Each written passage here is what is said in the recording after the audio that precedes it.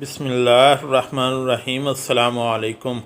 कब्र में 1000 अनवार दाखिल होना मनकूल है कि जो शख्स ईद के दिन 300 मरतबा सुबहानल्लाहि व बिहम्दिही पढ़े और फौतशुदा मुसलमानों की अरवाह को इसका एहसाले सवाब करे तो हर मुसलमान की कब्र में 1000 अनवार दाखिल होते हैं, और जब वो पढ़ने वाला खुद मरेगा अल्लाह अज़्ज़ व जल उसकी कब्र में भी 1000 अनवार दाखिल फरमाएगा।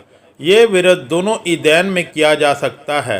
नमाज ईद से कबल की एक सुन्नत। अब उन बातों का बयान किया जाता है जो दीन की यानी ईद उल फितर और बकर ईद दोनों ही में सुन्नत हैं। चुनाचे हज़रत सैयदना बुरैदा रज़ियल्लाहु ताला अन्हु से मरवी है कि सल्लल्लाहु ताला अलैहि वसल्लम ईद उल फितर के दिन कुछ खा कर नमाज के लिए तशरीफ़ ले जाते थे और ईद उल अज़हा के रोज़ उस वक़्त तक नहीं खाते थे जब तक नमाज से फारिग ना हो जाते। और बुखारी की रिवायत हज़रत सैयदना अनस रज़ियल्लाहु ताला अन्हु से है कि ईद उल फितर के दिन नमाज ईद के लिए तशरीफ़ ना ले जाते जब तक चंद खजूरें तनावुल ना फरमा लेते और वो ताक होती। हज़रत सैयदना अबू हुरैरा रज़ियल्लाहु ताला अन्हु से रिवायत है कि नबी सल्लल्लाहु अलैहि वसल्लम ईद को नमाज ईद के लिए एक रास्ते से तशरीफ़ ले जाते और दूसरे रास्ते से वापस तशरीफ़ लाते। नमाज ईद का तरीका बताने से पहले हम आपको 21 बहुत ज़रूरी बातें भी बता देते हैं कि ईद के रोज़ आपको क्या क्या करना चाहिए। नंबर 1, हजामत बनवाना, मगर जुल्फ़े बनवाइए ना कि अंग्रेज़ी बाल। नंबर 2, नाखून तराशना। नंबर 3, गुस्ल करना। नंबर 4, मसवाक करना, ये उसके अलावा है जो वज़ू में की जाती है। नंबर 5, अच्छे कपड़े पहनना, नए हों तो नए वरना धुले हुए। नंबर 6, खुशबू लगाना। नंबर 7, अंगूठी पहनना। इस्लामी भाई जब भी कोई अंगूठी पहने तो इस बात का ख़ास ख्याल रखें कि सिर्फ 4.5 माशा से कम वज़न चांदी की एक ही अंगूठी पहने, एक से ज़्यादा ना पहने, और उस एक अंगूठी में भी नगीना एक ही हो, एक से ज़्यादा नगीने ना हो, और बगैर नगीने के भी ना पहने। नगीने के वज़न की कोई कैद नहीं। चांदी या किसी और धात का छल्ला या चांदी का बयान करदा वज़न वगैरह के अलावा किसी भी धात की अंगूठी या छल्ला मर्द नहीं पहन सकता। नंबर 8, नमाज फजर मस्जिद मोहल्ला में पढ़ना। नंबर 9, ईद उल फितर की नमाज को जाने से पहले चंद खजूरें खा लेना। 3, 5, 7 या कमो बेश मगर ताक हों। खजूरें ना हों तो कोई मीठी चीज़ खा लीजिए। अगर नमाज से पहले कुछ भी ना खाया तो गुनाह ना होगा, मगर इशा तक ना खाया तो अताब मलामत किया जाएगा। नंबर 10, नमाज ईद ईदगाह में अदा करना। नंबर 11, ईदगाह पैदल जाना। नंबर 12, सवारी पर भी जाने में हर्ज नहीं, मगर जिसको पैदल जाने पर कुदरत हो इसके लिए पैदल जाना अफजल है, और वापसी पर सवारी पर आने में हर्ज नहीं। नंबर 13, नमाज ईद के लिए एक रास्ते से जाना और दूसरे रास्ते से वापस आना। नंबर 14, ईद की नमाज से पहले सदका फ़ितर अदा करना। अफजल तो यही है, मगर ईद की नमाज से कबल ना दे सके तो बाद में दे दें। नंबर 15, खुशी जाहिर करना। नंबर 16, कसरत से सदका देना। नंबर 17, ईदगाह को इत्मीनान व वक़ार और नीची निगाह किए जाना। नंबर 18, आपस में मुबारकबाद देना। नंबर 19, बाद नमाज ईद मुसाफ़ा यानी हाथ मिलाना और मानका यानी गले मिलना, जैसा कि अमूमन मुसलमानों में राइज है। बेहतर है कि इसमें इजहार मसरत है, मगर मर्द खूबसूरत से गले मिलना महल फितना है। नंबर 20, अब ईद उल अज़हा यानी बकर ईद तमाम अहकाम में ईद उल फितर यानी मीठी ईद की तरह है, सिर्फ बाज़ बातों में फ़र्क है। मसलन इसमें यानी बकर ईद में मुस्तहब ये है कि नमाज से पहले कुछ ना खाए, चाहे कुर्बानी करे या ना करे, और अगर खा लिया तो कराहत भी नहीं।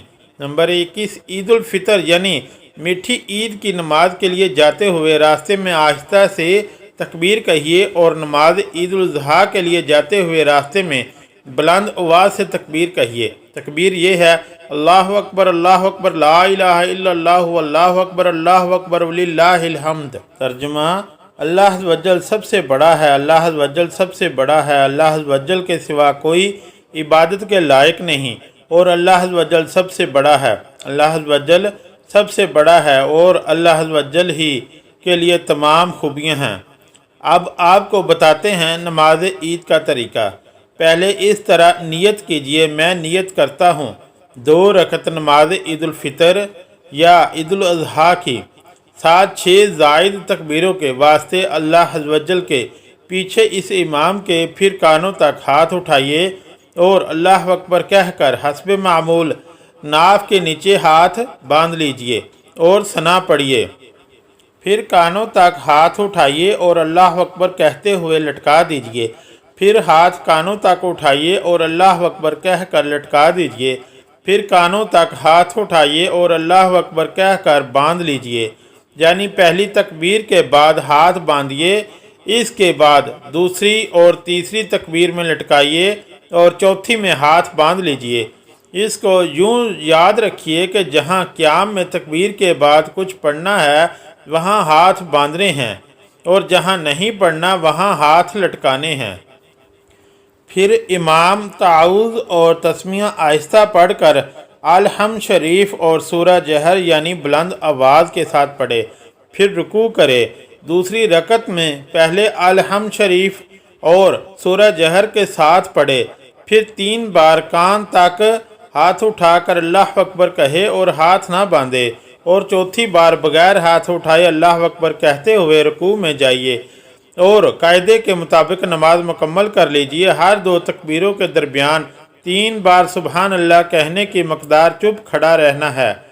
عید کی ادھوری جماعت ملے تو پہلی رکعت میں امام کی تکبیریں کہنے کے بعد مقتدی شامل ہوا تو اسی وقت تکبیر تحریمہ کے علاوہ مزید 3 تکبیریں کہہ لے، گرچہ امام نے قرأت شروع کر دی ہو اور 3 ہی کہے، اگرچہ امام نے 3 سے زیادہ کہی ہوں، اور اگر اس نے تکبیریں نہ کہیں کہ امام رکوع میں چلا گیا تو کھڑے کھڑے نہ کہے بلکہ امام کے ساتھ رکوع میں جائے اور رکوع میں تکبیریں کہہ لے، اور اگر امام کو رکوع میں پایا اور غالب گمان ہے کہ تکبیریں کہہ کر امام کو رکوع میں پا لے گا تو کھڑے کھڑے تکبیریں کہے پھر رکوع میں جائے، ورنہ اللہ اکبر کہہ کر رکوع میں جائے اور رکوع میں تکبیریں کہے۔